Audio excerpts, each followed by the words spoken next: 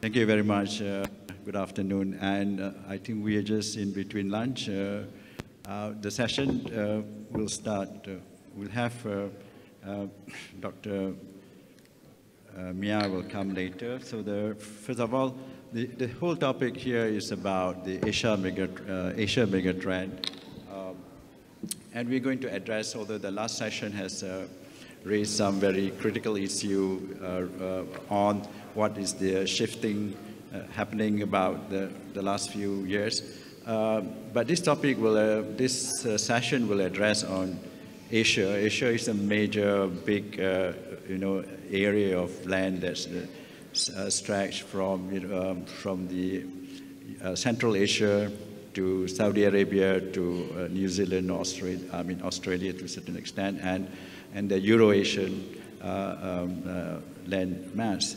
So it's a huge land mass that cover. For many years we have seen the tectonic shift from a bit of Asia economic growth starting from the after the post-Second World War. You find Japan has the second largest economy in the world. That was the beginning of Asia growth after a few hundred years of Europeanization. Then we have the Asian tigers, the second shift of Asian tigers, Korea, Taiwan, Malaysia, and many other countries around this ASEAN region, and Taiwan, South Korea. And then the third shift is China. We grow as potentially one of the largest economy in the world, starting in the 80s.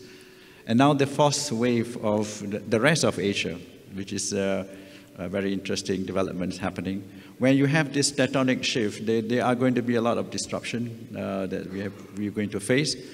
This is more intense in the next few years. Asia probably will contribute already currently around 40% of the GDP, the global GDP. So we have some. So this session will address about innovation, productivity, more on some of the micro issues, and moving from the 50,000 feet on the geopolitical, but we cannot avoid the geopolitical development taking in Asia, and also the shift of the supply chain that we discussed earlier is a very important topic to also be part of the discussion. Let me first introduce the first speaker. What I have is we will start with Richard. Richard is Economist at United Nations, and been a lot of experience working in various countries from Bangladesh, Bosnia, and prior to joining UN, he works in public finance. He has also professional specialism into poverty analysis, growth and inequality, dynamics, social protections, and industrial policy. So we will look at some of the issues on inequality that is emerging as part of this economic change. And the second speaker that we'll have online later is Dr. Mia Mikic.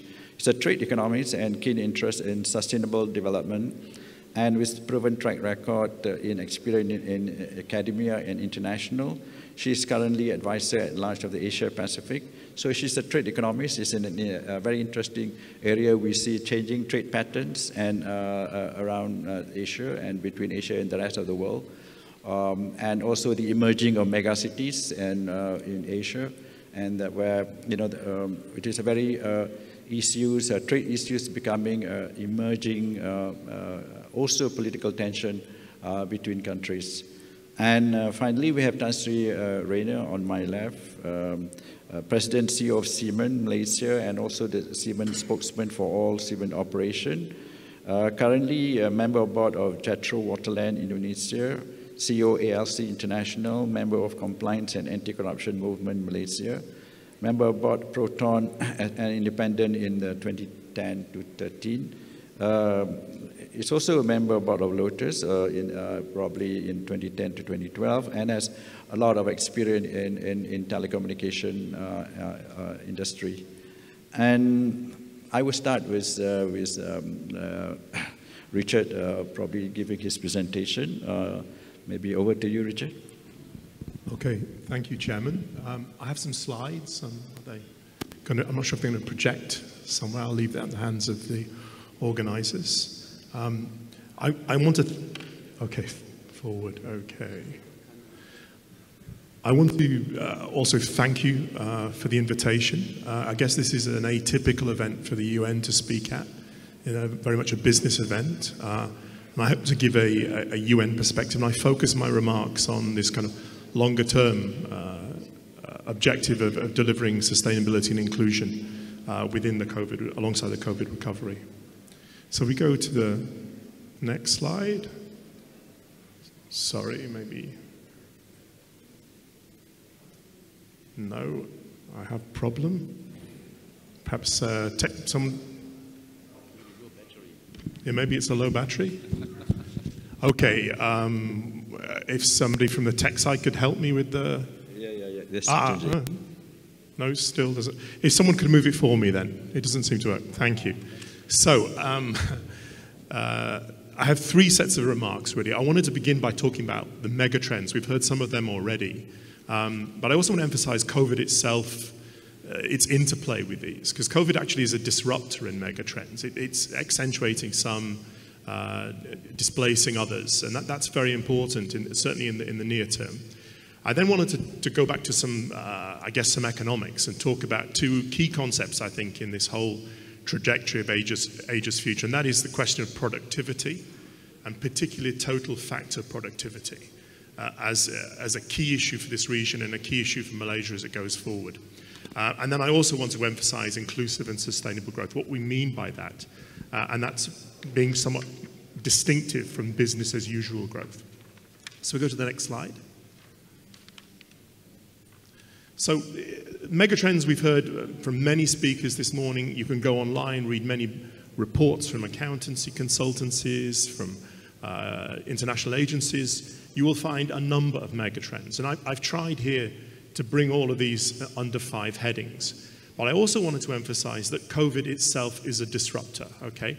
COVID, this experience we've gone through, this unprecedented experience, is accelerating some of these trends, particularly around technology in the world of work, where we've managed to maintain production despite the movement control orders and closure orders that we've seen in the global economy. And although not perfect, that has worked, and that's accentuated this move towards teleworking and the use of technology to change the nature of production. On others, of course, it's tended perhaps in relation to inequality to heighten inequality. So the picture of COVID is not clear but it's certainly affected these trends. The first trend I must emphasize, particularly from a UN perspective, is growing inequality, and with it, declining social mobility. Those two are not quite the same, but you're seeing a similar trend, particularly within this region, that we're seeing inequality within countries and between countries. And that's very much linked also, as I'll argue, to the nature of the productive process and how these economies are growing through time. And in relation to the next trend I'd highlight, which is the rapid technological revolution that we've seen that is also affecting the nature of work. And linked to inequality, of course, this has both positive and negative effects. Generally positive opportunities, but there are also winners and losers as a result of technological change. And those are both countries and individuals and groups within society. And key is how we maintain access to technology, how we maintain access to know-how, how we democratize some of these technologies.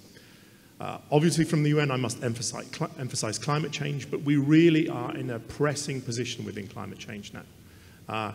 It's gone from a scientific project with aspirations for moderating emissions and so forth, and through that moderating temperature change. We're now feeling real-world effects. We saw the floods in Malaysia, but these are real-world effects on the productive process and on the lives of citizens. So this really is pressing. It's becoming existential. But again, of course, it affects some of us more than others. Rapidly changing demographics, also vitally important in Asia. And within this, there are a number of sub-trends. Urbanization, the growth of cities, particularly in this region. Migration, internal, external, absolutely fundamental to this region's growth. And a growing middle class, and alongside that, aging in many Asian economies. Again, those have both positive and negative dynamics for the region. Finally, geopolitical dislocations, and we've heard about that in the previous session. highlighting around Ukraine. But of course, traditionally in this region, it's been about the South China Sea. And of course, this sits within a wider trend of the shift of power from west to east. Let's go to the next slide. Okay, so on the post-COVID recovery, I think all of us agreed. Initially, we saw a very strong recovery. I've given you the graph, the first graph at the bottom of Malaysia's GDP quarter on quarter, its annualized growth quarter on quarter. So you can see this big dip when movement control was imposed, lagging growth, and then this big improvement, almost a V-shaped recovery, very, very strong for Malaysia. But nevertheless, the recovery is slowing. It's also incomplete and uneven. It hasn't benefited all countries, and it certainly hasn't benefited all regions and groups in the same way. We're also seeing persisting COVID outbreaks, particularly in China. So the point is, COVID is not quite over. This will have a long tail, and we're seeing new supply disruptions. Now, bound up with that, of course, government's unwinding policy support. We have the effect of geopolitics, and these are mixing together to give a very volatile, near-term global macroeconomic environment. I also want to emphasize COVID is not only about how aggregate performance is seen in the economy. It's also about the equity. It's about the distributional impacts we've seen. And if you can see in the second graph I've given you, which is Malaysia's unemployment rate. So while the economy, while output has recovered, the level of unemployment is still way above the pre-crisis level. And if you go to look at poverty and income figures that DOSM have produced last year, you can see in various regions of Malaysia, there are very different reactions and recoveries from COVID, and some very high levels of poverty, particularly in the peripheral regions. Finally, I must also emphasize climate change in the post-COVID recovery. The final graph I gave you are the charts of US and also China's emissions during the crisis. So you can see initially we had this kind of silver lining. During the initial lockdown, the initial movement control type orders, we saw a decline in emissions.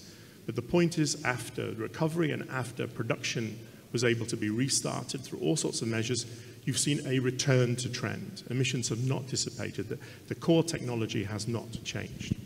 Next slide, please.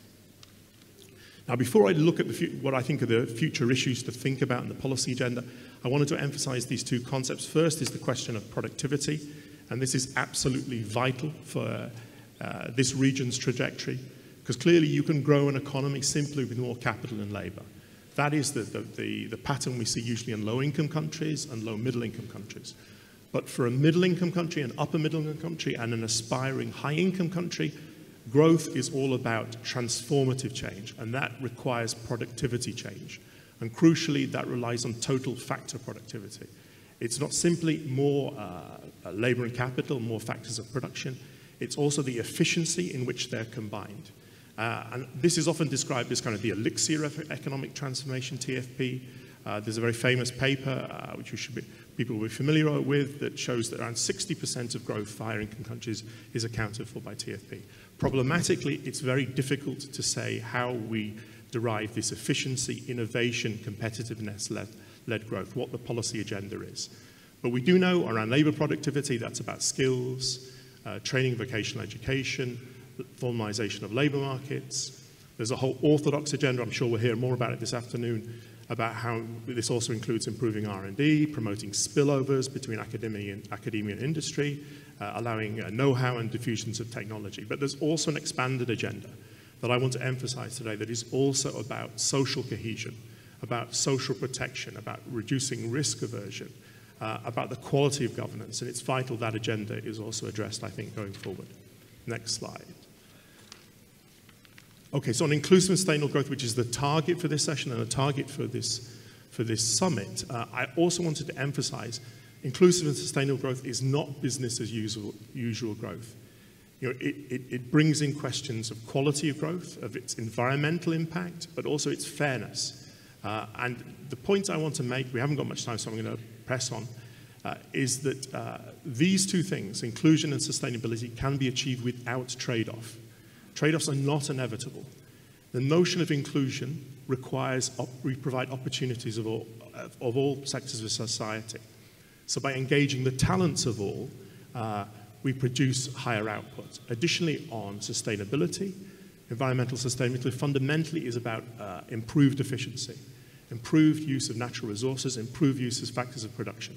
So clearly both of these concepts embrace the productivity story I just told you, and these are crucial for Asia, as I say, as a region which is a majority middle income, many in rapid transition, such as Malaysia heading towards high income. But nevertheless, there are still disparities, inequities, and still too many environmental impacts as well going missed. So it's crucial we address this in this region. Next slide. So in terms of future global directions, I took this slide really from the UN Secretary General's recent report. Well, termed our common agenda. He sets out an agenda for change post-COVID, looking towards the recovery, that emphasizes inclusion and sustainability, and asserting that there need be no trade-offs. It emphasizes being prepared, strengthening resilience, to avoid events like COVID and also deal with some of the challenges we face going forward around the post-COVID recovery, ensuring the businesses and workers are secure, leaving no one behind by securing economic and social participation. That's providing opportunities, decent work, but also quality public services, protecting the planet, anti-discrimination policies, and also building cooperation, enhancing trust between and within nations, boosting partnerships, boosting multilateralism. And that's very much a global position from the UN. Very finally, I'll just give you my take on that for the region. Next slide, please. So what does this mean for Asia and Malaysia in particular? I think in the near term, countries such as Malaysia would be well advised to maintain fiscal support. These stimulus packages which Malaysia and others have deployed in COVID and have continued to maintain, because I don't think the recovery is quite there. There are still many disparities as well to be addressed. Now, I realize there's a potential conflict with anti-inflationary policy here and interest rate setting, but nevertheless, I think right now we have to still move forward with these policies until the recovery is better established and more even. I think COVID also gives us something of a silver lining policy-wise, because it provides new impetus. It allows for new dynamics. It creates fiscal space and certainly political will, and that gives countries like Malaysia and elsewhere in ASEAN the ability to pursue the kind of productivity agenda I outlined, rooted in inclusion and sustainability. That's an orthodox agenda around R&D, technological diffusion and so forth, but also key labor market reforms, skills upgrading and formalization. But I would also emphasize the importance of this extended policy agenda, urban and subnational development, social protection reforms, and crucially also national social cohesion. Malaysia and others in this region did very well during COVID to bring about social solidarity. That's very important that is built on and maintained, particularly given the near-term pressures we face. Okay, I will close there. Thank you. I realize I went a bit over. Yeah, I think I was informed that we have to speed up the presentation because somehow we need to finish by 1:05. Thank you, Richard. I think what we're saying is that every crisis has deep scars. And post-COVID is the '98 crisis. We have the financial crisis. Post-COVID, we will many countries what we call Schumpeter's creative destruction. Certain sector of the industry has been destroyed. And emerging sectors will come in, but this is important for us to address later about the scars of post-COVID. And many companies are facing some challenges, and I will probably hand over to Tan Sri to address some of the. We have to say the post-COVID is the digitization recovery, and you probably will be talking more about digitization. Thank you, Datuk Chairman. I'm very pleased to be here today. Oh, sorry. I have to go to, I forgot about our second speaker online. Sorry. Is Mia online now? Okay, sorry, Mia. It's your turn. Welcome. No problem. This is yes. a usual disadvantage of being online. I hope you can hear me well. Right. And so I'm aware of the time constraint, and I will really try to condense my contribution on a couple of points, really, allowing for perhaps extending it later to the questions if we do have time. But before I start, I do have to thank the organizers, KCI, Strategic Institute for Asia Pacific, and of course, its president and member of ESCAP Sustainable Business Network, Michael, for inviting me back to the summit. I hope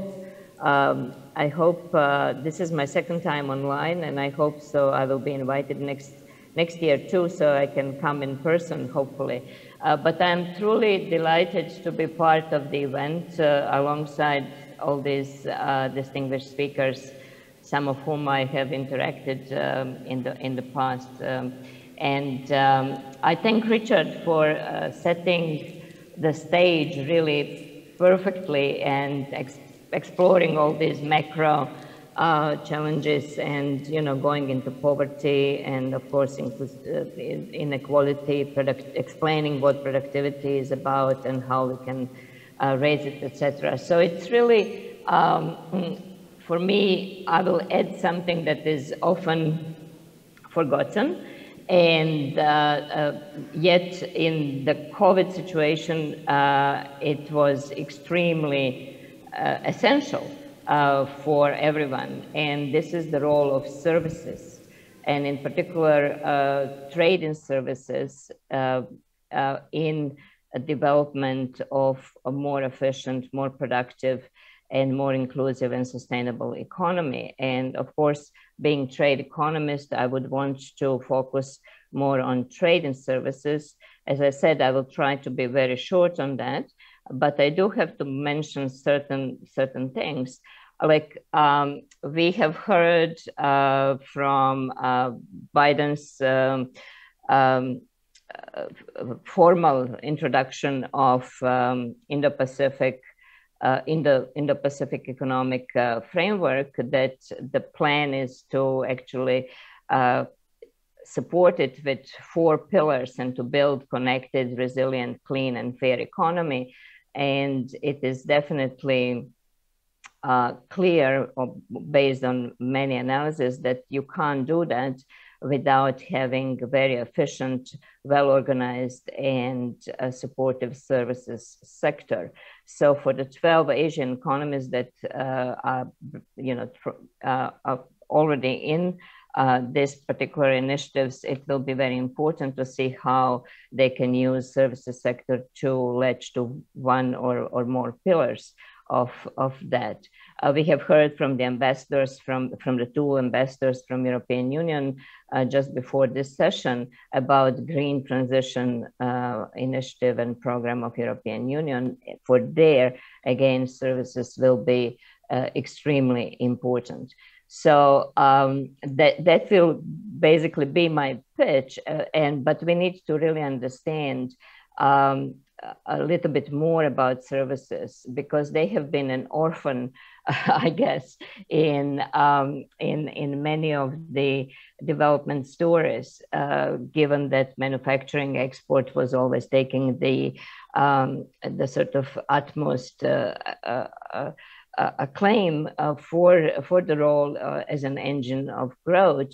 Yet little it was recognized that at least 30% of manufacturing exports from Asia and in general actually comes from embedded services, and how important services have been for actually expanding and building this global value chains based economies and trade. So what I'm saying here is based on recent reports issued by various institutions, including my former institution, ESCAP, World Bank, ADB, etc., WTO included.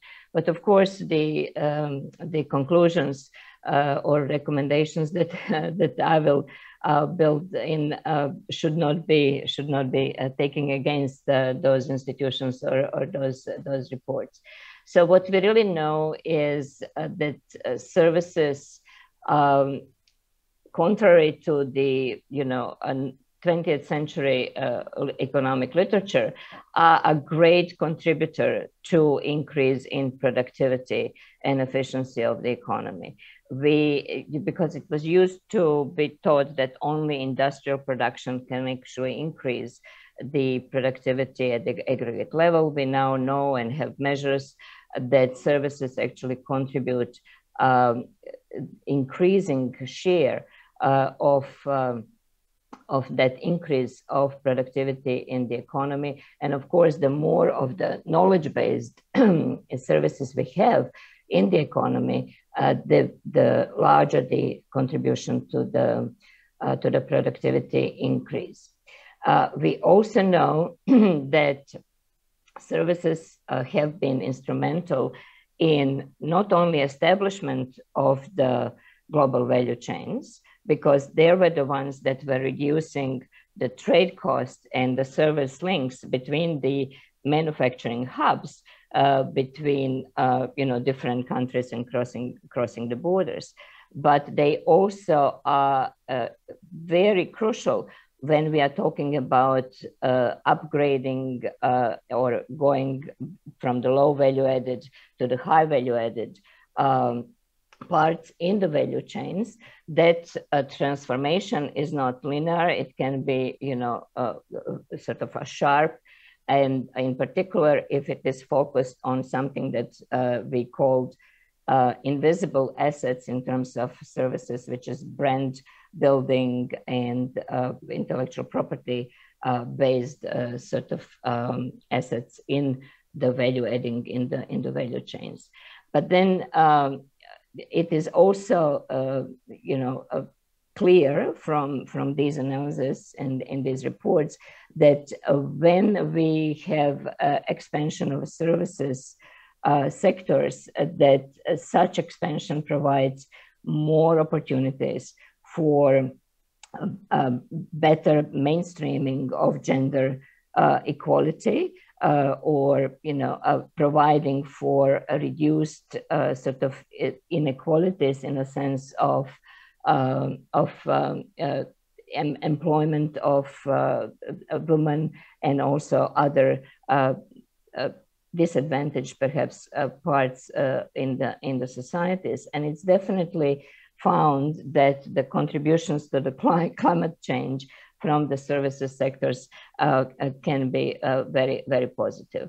Let me just also mention that in the short term and in the crisis, it was the services that have provided the lifeline for many, right? It was the services that were moving the essential goods, whether they were PPEs, as we heard in the previous session, or vaccines now, or food now, that actually provide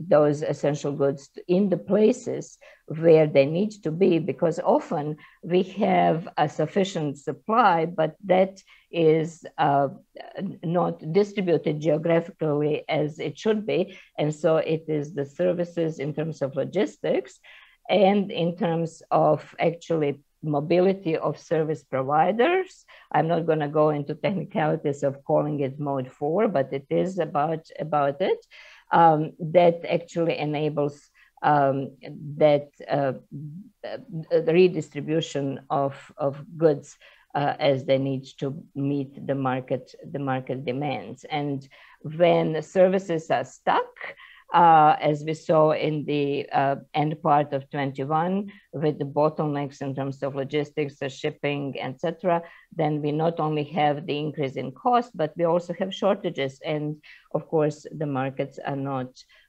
then clearing in such a way. So what are the risks for services to be actually better utilized? They are the normal risks that we have at current time, and I call them 3 U's. One is increased uncertainty, and the previous session was talking about that quite a bit. I'm not going to go into that, but all the measures of uncertainty are just going through the roof.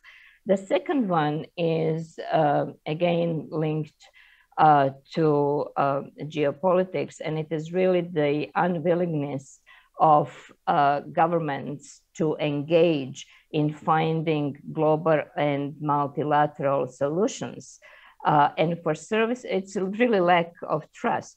And for services, that is extremely important, because for services, the biggest barrier in terms of trade and services is regulatory heterogeneity. And for that to be effectively removed, we need to do it multilaterally, because the gains from the plurilateral or preferential removal of those are much lower or none as compared to the multilateral one. And the third one really is this urgency. We see that simply no sufficient action is done in terms of moving with the solutions to crisis that we have in terms of not only climate, but also inflation that impacts even harder, more hardship on inclusivity and in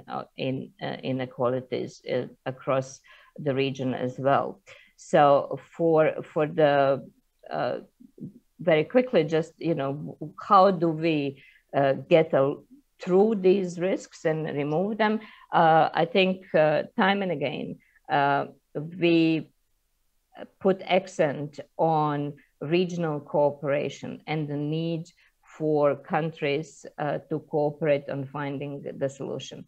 And I think the first opportunity to work on that is, of course, the upcoming ministerial conference in WTO, coming in a couple of weeks, that will really be the test in terms of countries showing political willingness to find the solutions for many problems that are linked with the post-COVID world, where services will be playing extremely important role. Particularly, as I know you will go now to the digital world, particularly in terms of really removing the problems for the digital economy, because most of the services that we have seen exploding through COVID were digitally enabled services. And these are the ones that open so many possibilities and opportunities for employment and for creation of income, if only we will find the solutions for the obstacles in trade in digitally enabled services. So let me stop there in the interest of saving some time for the other speaker and for the questions possibly. Thank you. Thank you, Dr. Mia. I think there's a bit of challenge on the acoustic of the room, because we have echo, so sometimes we have problem trying to hear. But I think Dr. Mia was expressing the services become a very component of the whole. Sometimes we talk about trade, we are talking about manufacturing, but services is because of what we call the servitization of the economy, and when you move to a digital economy, you find a lot of the service, and a country like Malaysia, who are moving up and trying to escape a middle income trap, service will become a major component of the economic structure. So that is a huge part of the supply chain. We're talking about moving goods, but here we're talking about services as a major component of the economy, and sometimes we forget about services as a major contributor to economic growth. And I will invite. Thank you, Datuk Chairman. Most welcome. I feel very good today because I see many friends in person today, and we still recognize each other. That's a good part. So thank you for KSI to manage such a conference here. So a question is why I'm here today. The reason is I have a dream. Which dream? In the 80s, I read a magazine, an economical magazine in Germany, talking about tiger economies in ASEAN. Malaysia was one of them. Economical growth, 14.5%. Imagine, 14.5 in those days. Much better than in Germany, only 6 or 8 sometime, So then, a few days ago, I asked myself, what to do now here? Today, I want to ask you to share my dream, a new dream. Malaysia back to double-digit GDP growth. Possible? Yes. It's possible. There are two solutions. I'm not talking about problems here, political problems. If you see my screen here, that's me. No, not in person, but that's what I'm doing in my hobby. So I climbed MK, Mount Kinabalu, end of July, 7 times already. But no snow. So the bad news from yesterday in the news in Austria, they will not have any snow, any glacier anymore by end of this century. So sad. So I have to climb without snow in the next future. So my dream is now to invite you to help the economy to grow double digit. Why and how? Very simple. Go digitalization and talent development. That's the two main factors. What does digitalization mean? I read it now, that to be very sure that it's crystal clear what the meaning is. The definition of digitalization is the use of digital technologies to change a business model and provide new revenues and value-producing opportunities. It is the process of moving to a digital business. Most welcome digital economy. We have to grow faster, so we have to do it. And that is about entrepreneurship in this country. Entrepreneurship is business, and business must dominate the GDP growth. Why? Because we are the ones in business dominating business locally, regionally, and globally. We need to reach out to other nations. Please remember, in my young days in Malaysia, running Siemens and my Siemens companies here, I myself made sure that in this country I invested 5.4 billion US in new companies, in new manufacturing plants and so on, 5.4. So we still need to grow this figure in order to grow more GDP. How? Entrepreneurship counts again.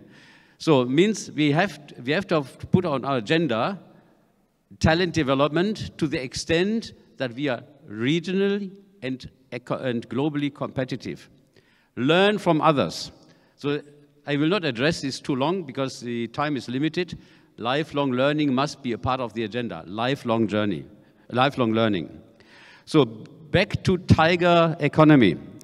Going the extra mile because we have to surpass others. Keep yourself vital and let the youth go ahead. The growth engine is digitalization and talents. Ask yourself, in your organization, are the talents have some to say? Do they have an impact? Because they learned a lot more than the old guard could ever learn. So that is a balance of talents and managerial capacities we need to manage. So, and the core idea is business focus. Business focus, you need to be locally competitive, so what? That doesn't count much. Regionally competitive is good already. But at the end of the day, the Malaysian economy must be globally competitive. Why? Internet, online has no borders. No borders. Others reach out to us, whereas are we reaching out to others? So we have to keep the balance and be better than they. So that means benchmarking should be a daily issue on the agenda of any CEO in this country. And the question is, every day, how to beat competition more often.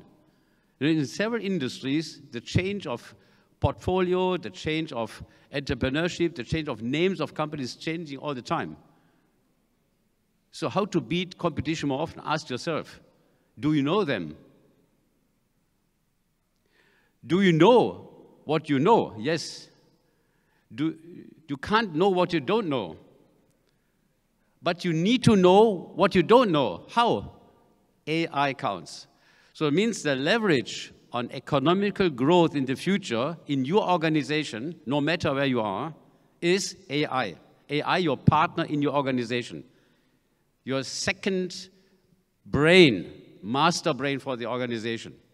You know, you go ways all the time. Better, a driver cannot never beat Waze in this city because the lady or the man on board in Waze knows exactly where the accident is, where the queuing is, and the ETA will be. exactly, they know exactly, due to predictive modeling, how you go about it as the driver. And if you pass on my phone or my car to my wife, ETA is longer because this ETA lady inside my waist knows that I'm overspeeding sometimes. Behavioral intelligence, that counts. It's not new. It's the day before yesterday already. Make use of behavioral intelligence in the market, no matter where. That's the beauty of the whole economy now. You can reach out to other people you don't know. You can sense and that is the three elements I need to introduce today. You need to sense how your customer's doing. Are they feeling well with you? Customer experience, yes or no, good or no. If they feel good, you can improve. Sense your potential customers. That's the growth factor. You cannot grow without growing into other potential customers and beat competition. It's impossible. But how to beat competition to win new customers? Third level of intelligence, you need to know how competition is working against you. Behavioral intelligence in 3 segments. We call it business or market intelligence. Go for it. Is it available in the market? Yes, it's available. Just buy in, implement it to your business platform. And a platform is what you do on your phone 10, 30, 40 times a day. If you press an app, you press a platform, an intelligent platform for your particular purpose. If you press that platform, you don't press the platform of your company. Why? So Industry 4.0 is a data management platform for particular manufacturing industries. Has nothing to do with technologies. Nothing. It's just a new business idea. A new business, highly integrated business idea on a platform basis. So the point is, in Malaysia, we need to evolve into more platform engineering, platform data professionals, because not many of you already managing a data management platform. Ask yourself, why? Don't you do it? If you don't go platform in the industry, you will not survive. It's a very strong and bold statement, but it's true. There's a fallout in many economies in the world already. If you don't go platform, survival will be a big question mark. So that is now, in short, what I want to address. One more thing. How can I move on with this screen? So the second one again, please. What? Yeah, 1 minute. That's the last one here. So ask yourself what to do. Read this text nicely. To start the journey of becoming the next version of yourself, I mean the digitalization story. Ask 3 despectively simple questions. Who are you today? Who will you become tomorrow? How do you start making the change? Change. Remember that the biggest risk is not to action you, the action you take, it is trying fruitlessly to cling to the status quo as the world changes around you. If you don't change, that's a consequence. Others will change you, but not towards a successful business anymore. So that is the notion of the day. Change in a very intelligent manner. Make use of artificial market intelligence, sensing, and behavioral intelligence. Make use of all the technologies you need to make. And then I show you one more, the last one. The last one, please. Who can help me? This guy doesn't work that fast. Backwards. The last one, please. One more. So this one here. I took, please back to the previous one. Thank you. So, digital transformation, what does it mean? It's nothing so particular, but you need to have expertise to do it in practice. On the left side, you see technologies. A lot of technologies. Missing part is blockchain, 5G, 3D printing, and so on. Don't mind. Many new technologies come into place, changing every day. On the right side, use cases. Any use case for particular industry is available. You need to adapt and understand how to apply this use case to your particular business proposition for a purpose you want to win. So that is what you need to do. Understand what is the purpose of a business in the future, design your business model, and ask the technology providers to supply the enabling part. That's the way to go digital on a platform basis. Thank you. Okay, we are running short of time. Just one question I have to all of you. One is, if you look at Asia and many of these countries, like Malaysia, you're aspiring us to be double digit. One of the key is to solve TFP and innovation. Because without innovation and also productivity, most of the Asian countries today will be facing what we call the middle income trap. And when you go to certain growth, and then you come to the stage where you feel stagnation. And that requires enterprise transformation and a lot of investment in R&D and new product and new services. So let's ask one question to all the panel.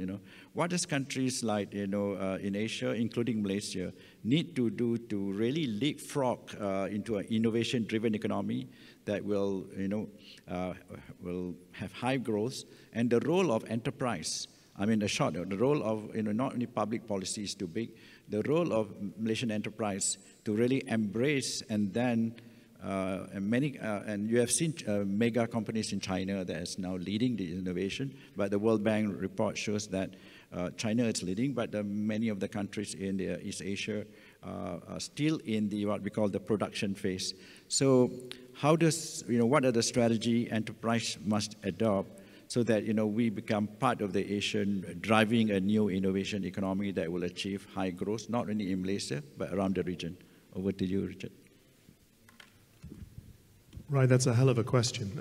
I guess I'd answer it by going back to what I emphasized, the importance of total factor productivity, and moving to a different kind of growth modality, a different economic model that emphasizes the things you described. For the record, I don't think Malaysia is in a middle income trap. That's really characterized by other things, lack of competitiveness, growing non-tradable sector. This is not Malaysia's position. And I think Malaysia has a lot going for it. But I would emphasize, as I said, the need to move from a model which is still very much or somewhat rooted in what economists call extensive growth. Particularly a lot of labor still coming into Malaysia. A lot of enterprises still in Malaysia are using large amounts of foreign labor imported. It's still, and they're applying capital to that labor. What it really needs to do is to get into this different model of growth that emphasizes efficiency, as I said, that emphasizes innovation, the kind of things that Tan Sri just told us, how you accelerate and move through that. The only thing I want to emphasize, and it's very difficult to do that. Like I said, this is often the elixir here, that people talk about is a kind of intangible. It's often a residual in economic analysis. All I want to emphasize is that requires a whole different levels of policy agenda. So it's not only about enabling enterprises to access this technology, to make the digital shift. It's not only also about labor, about improving skills across the board, not only at the top, but throughout the distribution, down to the bottom also. But I want to emphasize also about good governance. It's about stability, it's about making good choices, and it's about social cohesion, about bringing societies together, that they move together with this. That's all I have to say. It's a very difficult question. I know. And I'm very interested to see what Tan Sri says. Yeah, I'll pass over to Mia, Dr. Mia, because as we shift from a tangible economy to an intangible economy, most of the institutions that we have are rooted in the tangible economy. And that's where we have so many global problems of unemployment and inequality. What is our idea of shifting from the institutional chain required to move from a tangible economy to an intangible economy that would push for higher growth? Okay. Yeah, Dr. Mia, you want to answer this question? Yes, thank you. Just very briefly, I think also to add to what Richard was saying about the need to innovate. Innovation is often just locked again in a physical world, and we think about hardcore technology innovation, but often much more valuable innovation comes through different business model, as explained,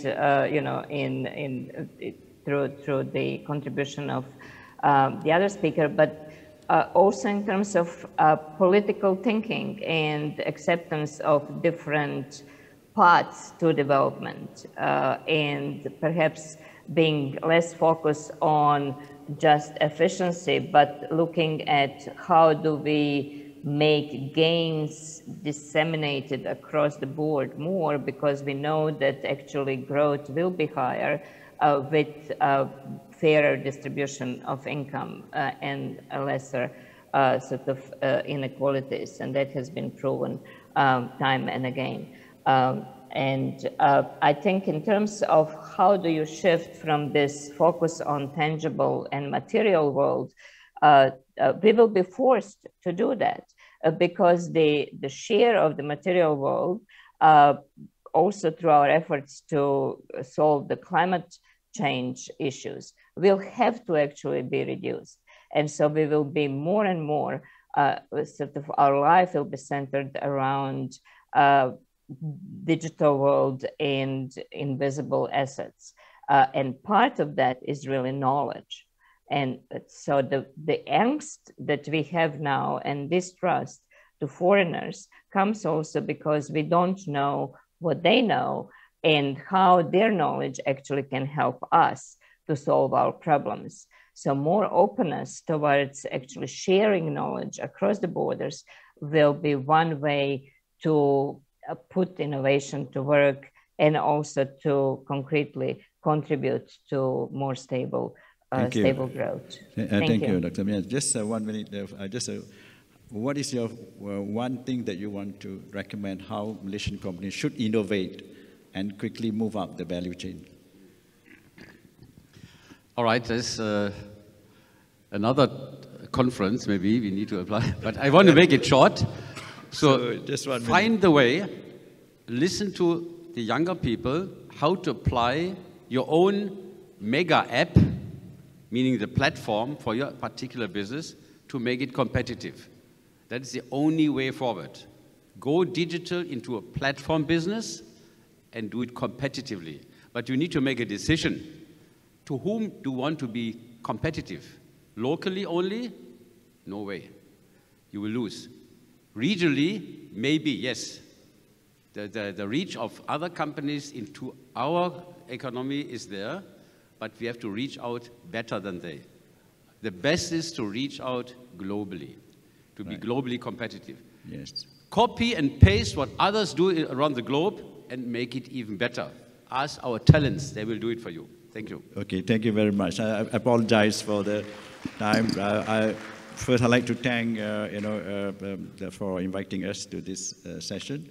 It's quite a rush session, but what we are saying in conclusion, one is that post-pandemic future scenario is about digitization, recovery.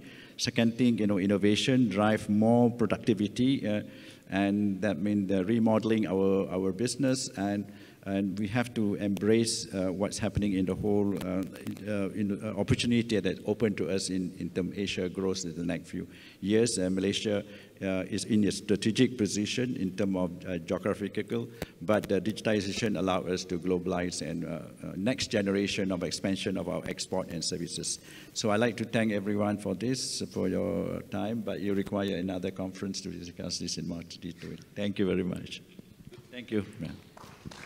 A big thanks to Datuk Dr.